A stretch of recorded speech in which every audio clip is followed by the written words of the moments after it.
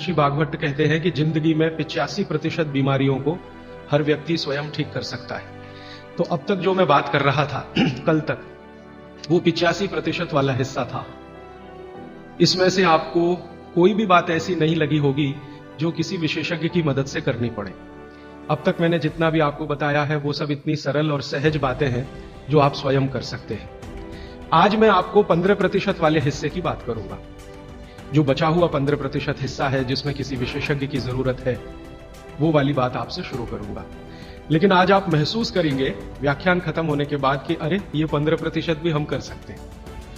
भागवत जी की यही खूबी है, वो ये मानते हैं कि दुनिया का हर व्यक्ति विशेषज्ञ हो सकता है।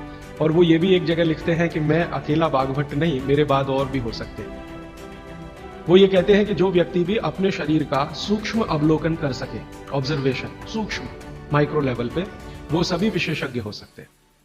तो विशेषज्ञ चिकित्सा के स्तर पर आज मैं उनका एक अध्याय आपके सामने लेता हूं। ऐसे उन्होंने लगभग 40 से ज्यादा अध्याय लिखे हैं, उसमें से एक मैं शुरू करता हूं। भागवत जी ये कहते हैं कि जब विशेषज्ञ चिकित्सा की बात आए, गंभीर रोग जैसे कैंसर है, डायबिटीज है, अर्थराइटिस है, तो इसमें वो कहते हैं कि भगवान ने, प्रकृति ने ऐसी व्यवस्था बनाई है कि विशेष गंभीर रोगों की चिकित्सा भी आप बहुत आसानी से, सहजता से कर सके। उसमें से उन्होंने एक जगह लिखा है कि इस पूरे ब्रह्मांड में, पूरी प्रकृति में ऐसी कई चीजें हैं जो एक साथ वात, पित्त और कफ तीनों को ठीक करने की शक्ति रखती है। एक साथ बहुत कम चीजें ऐसी हैं प्रकृति में जो वात, पित्त, कफ तीनों को एक साथ ठीक रखें। कुछ चीजें ऐसी हैं जो वात को अच्छा रखेंगी, कुछ चीजें ऐसी हैं जो पित्त को अच्छा रखेंगी, कुछ चीजें ऐसी हैं जो कफ को अच्छा रखेंगी। वात को अच्छा रखने वाली सबसे अच्छी चीज जो आपके घर में है वो है तेल। तेल तेल वो जिसमें आप सब्जियां बनाते हैं। तेल वो जिसमें आप सब्जियां बनाते हैं। तो सबसे अच्छी चीज वो बोलते हैं कि तेल है, जो वात को हमेशा समभाव में रखता है, समानता में रखता है, वात को बढ़ने नहीं देता। लेकिन उन्होंने एक शब्द पर जोर दिया है कि तेल का माने शुद्ध तेल।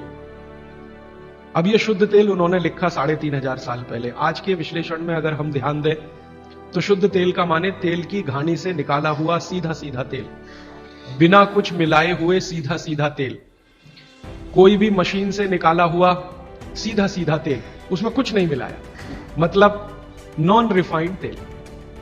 नॉन रिफाइंड तेल। अगर आप तेल खा रहे हैं तो भागवत जी का निवेदन है कि आप तेल शुद्ध खाइए, माने रिफाइंड तेल मत खाइए, डबल रिफाइंड तेल मत खाइए। अब आप कहेंगे जी क्यों नहीं खाएं, डॉक्टर तो यही बोलते हैं कि रिफाइंड खाओ, डबल रिफाइंड खाओ तो आपको हृदय घात नहीं आएगा, वगैरह वगैरह। ये जो रिफाइंड तेल है, मैंने इनको देखा है कैसे रिफाइंड किया जाता है। आप भी देख लें, कभी मौका मिले तो बहुत अच्छा होगा। किसी भी तेल को रिफाइंड करने में 6 से 7 केमिकल इस्तेमाल होते हैं और डबल रिफाइंड करने में 12 से 13 केमिकल इस्तेमाल होते हैं। वो सब केमिकल मनुष्य के द्वारा बनाए गए हैं प्रयोगशाला में। भगवान का बनाया हुआ एक भी केमिकल तेल को रिफाइंड नहीं कर सकता। भगवान का बनाया हुआ माने प्रकृति का दिया हुआ, जिसको आप अंग्रेजी में कहते हैं ऑर्गेनिक। ऑर्गेनिक एक भी केमिकल नहीं है जो तेल को साफ कर सके। एक भी केमिकल दुनिया में नहीं।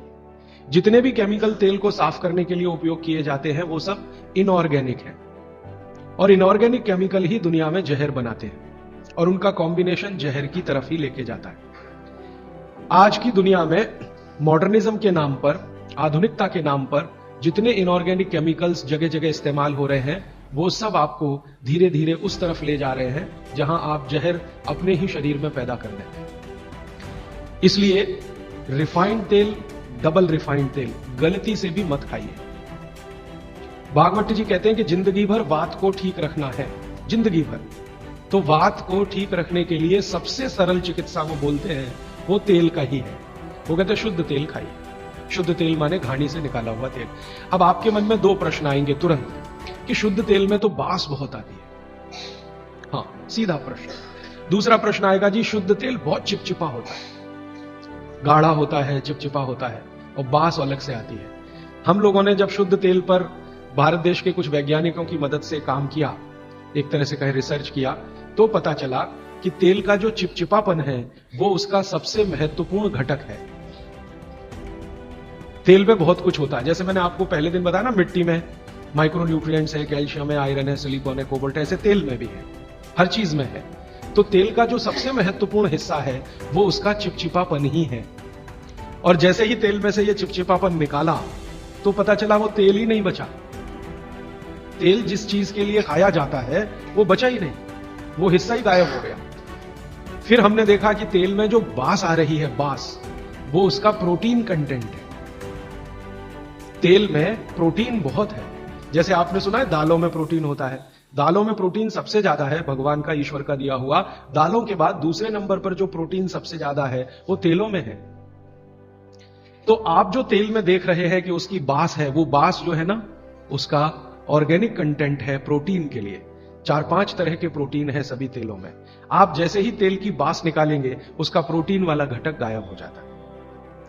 अब बास निकाल दिया तो प्रोटीन निकल गया, और चिपचिपापन निकाल दिया तो उसका जो फैटी एसिड है वो गायब। अब ये दोनों ही चीजें गायब हो गई तो तेल नहीं रहा, वो पानी है एक तरह से। इसलिए भागवत जी ने सूत्र लिखा कि जिंदगी भर वात की चिकित्सा अगर आपको करनी पड़ जाए तो बेहतर है कि आप शुद्ध तेल खाएं, तो वात की चिकित्सा ही ना करनी पड़े। और मैंने आपको सबसे पहले दिन बताया था कि दुनिया में सबसे ज्यादा रोग वात के ही हैं, सबसे ज्यादा। ये घुटने दुखना से लेकर कमर दुखना, हड्डियों में दर्द, ये वात के तो रोग है ही। सबसे खतरनाक वात का रोग है हार्ट अटैक, हृदयघात। सबसे खतरनाक वात का रोग है पैरालिसिस। सबसे खतरनाक वात का रोग है ब्रेन का डैमेज हो जाना। तो ये खराब से खराब जो रोग आपकी जिंदगी में है, इनमें वात के खत्म हो जाने की या वात के पूरी तरह से बिगड़ जाने की भूमिका सबसे बड़ी है।